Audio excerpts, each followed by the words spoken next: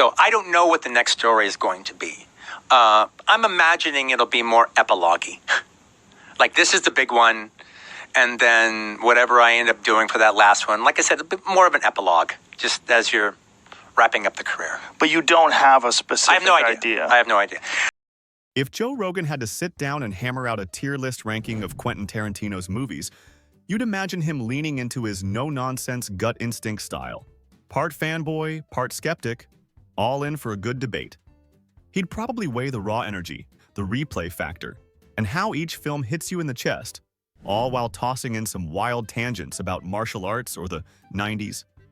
Tarantino's filmography is a wild ride either way, a catalog of bold choices and unforgettable moments that have cemented his status as one of the most influential directors of our time. Every movie he's made carries his distinct stamp, a blend of sharp dialogue, stylized violence, and a knack for keeping audiences hooked. The man's never churned out an outright bad film, which is rare for any filmmaker with a career this long. Consistency aside, what sets him apart is how each project feels fresh, even when he's riffing on the same influences. Sure, the 2 Kill Bill volumes are essentially one saga, Tarantino's own words, but beyond that, his work refuses to repeat itself. Imitators try and fail to capture his magic, proving that only he can pull off this chaotic, pulpy style with any real success. Love him or hate him as a person, his impact on cinema is undeniable. With that in mind, here's a definitive ranking of his films, from worst to best, based on how they hold up, how they hit, and how they linger in the mind. Starting at the bottom, The Hateful Eight lands as the least memorable of the bunch.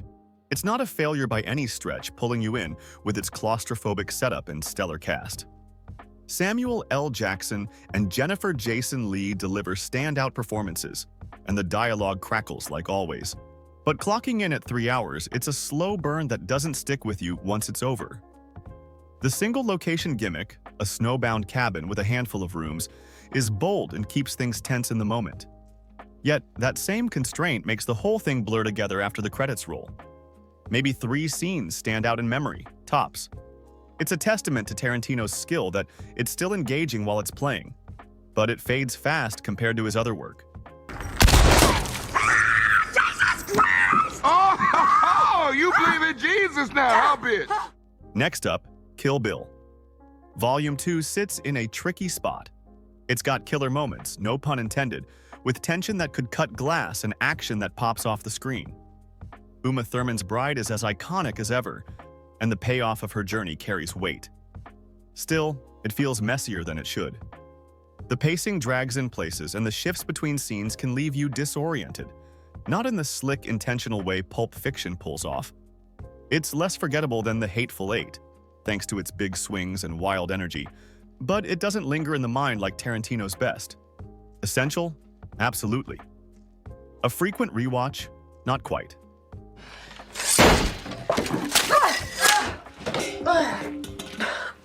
Gross. Jackie Brown comes in at number 7, a gem that often gets overlooked. This crime thriller hums along with a killer vibe, anchored by Pam Grier and Samuel L. Jackson chewing scenery like champs. It's a lean, mean story about a flight attendant playing all sides, and when you're in the mood for this kind of flick, it delivers hard. The catch? It's Tarantino playing it safe, at least by his standards. There's no big evolution here, no daring new trick up his sleeve. If you yanked it from his resume, his legacy wouldn't shift much. It's got heart and style, but the replay value doesn't match his flashier efforts. Solid, not spectacular. Hey, don't say anything else, okay? Keep your mouth shut. Well, I mean, don't say one fucking word, okay? okay, Lewis.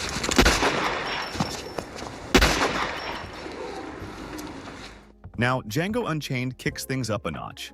This is a badass movie, plain and simple. Jamie Foxx, Christoph Waltz, and Leonardo DiCaprio bring their A-game, balancing cold-blooded grit with surprising warmth. The blood flows freer here than in any other Tarantino joint, and the scenes stick with you, from the explosive shootouts to the quiet, loaded exchanges. It's a blast to watch, a revenge tale that doesn't pull punches. The downside, it runs a bit long, and the pacing stumbles in spots, dragging the momentum down. Still, it's a powerhouse that earns its place in the upper half. You really want me to shake your hand? I insist. If you insist.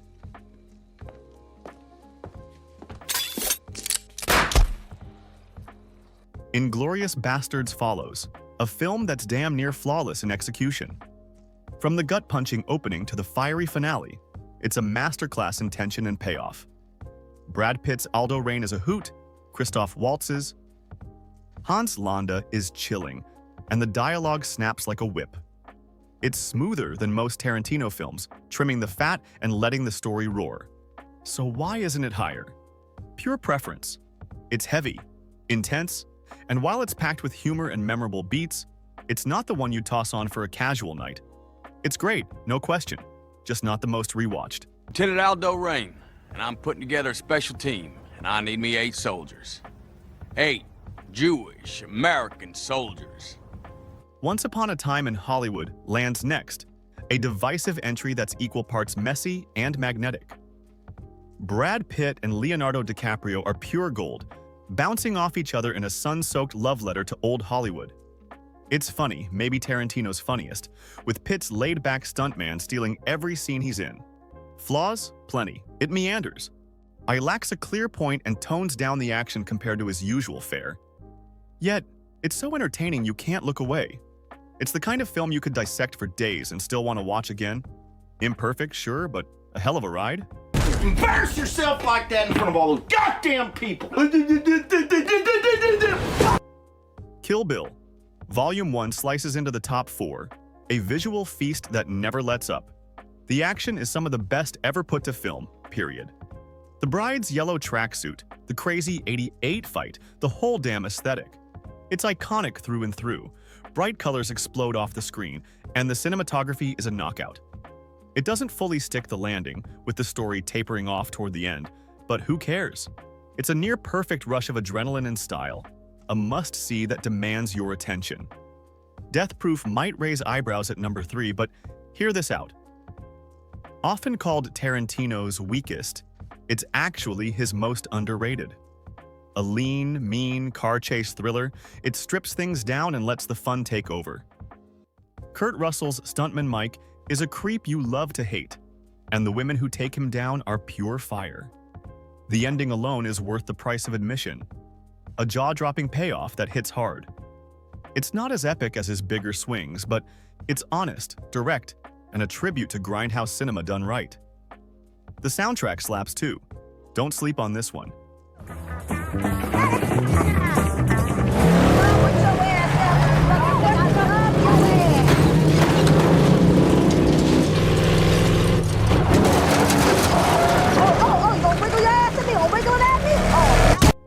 Pulp Fiction sits at number 2, and what's left to say?